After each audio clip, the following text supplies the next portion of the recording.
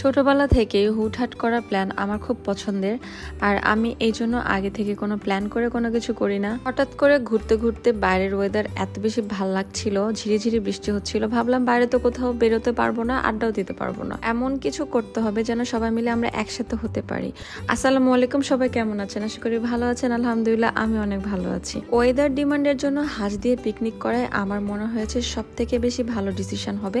আর এই জন্য পাপ্পু ভাইয়া, আমি আর তাকবির মিলে আমরা হাঁস কিনতে গিয়েছিলাম সান্তাহারে। হাঁস কিনতে যাওয়ার আগে ভাই ব্রাদার যারা ছিল, মানে আমরা যারা সবসময় আড্ডা দিই, তাদেরকে ইনফর্ম করেছি যে আমি হাঁস কিনতে যাচ্ছি, আমরা একটা পিকনিক আয়োজন করছি, সবাই কিন্তু ইন টাইমে চলে আসবেন।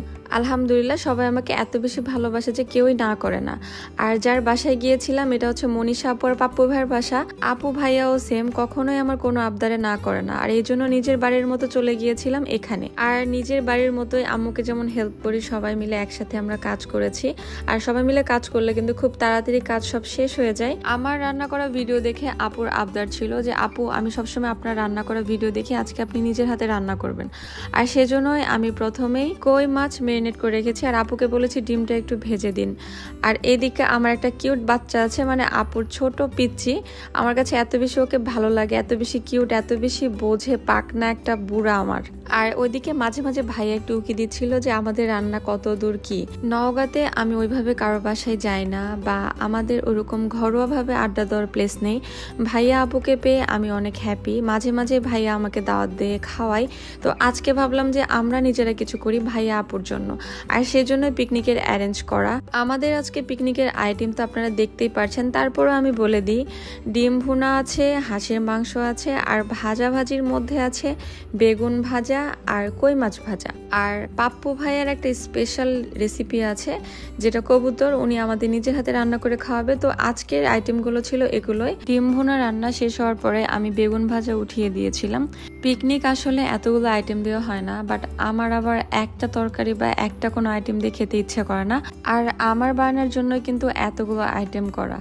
যাই হোক, আমার কিন্তু বেগুন ভাজাও রান্না করা শেষ হয়ে গিয়েছে, বাট হাঁসের মাংস হতে একটু টাইম লাগছিল। আর হাঁসের মাংস কিন্তু ওইভাবে জোরে দিয়ে রান্না করাও যায় না, ধীরে ধীরে রান্না করতে হয় যেন সিদ্ধ ভালো হয়। আর এদিকে আমি মাছ ভাজি উঠে দিয়েছি। মাছ ভাজি হওয়ার পরে, বেগুন ভাজি হওয়ার পরে ভাইয়া ভর্তি হবে কিচেনে। ভাইয়াকে ইনফর্ম করতে এসে দেখি ভাইয়া লুডো খেলছে সবাই মিলে। আর লুডো খেলা দেখে আমার একটু হিংসে হচ্ছে, আমি কাজ করছি আর ভাইয়া লুডো খেলছে।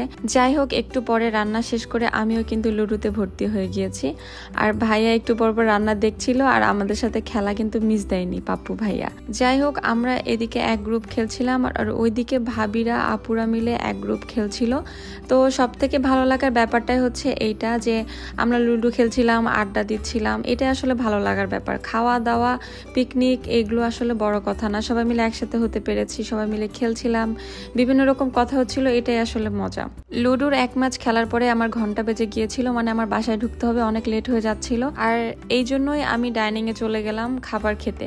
দেখেন কত সুন্দর করে পরিবেশনা করা হয়েছে খাবারগুলো, দেখেই মনে হচ্ছে যে খাবারগুলো কত বেশি মজা হবে। আমি সবাইকে বলেছি যে কে খাবে না খাবে জানি না, আমি একদম খেয়ে তাড়াতাড়ি চলে যাব বাসায়, কারণ আমার বাসায় ঢুকতে অনেক লেট হয়ে যাচ্ছিল, তার জন্য আমি খেতে বসেছি। তো আমার আজকের পিকনিকের ভিডিও এই পর্যন্ত। সবার কেমন লেগেছে অবশ্যই জানাবেন। সবাই ভালো থাকবেন। আল্লাহ হাফিজ।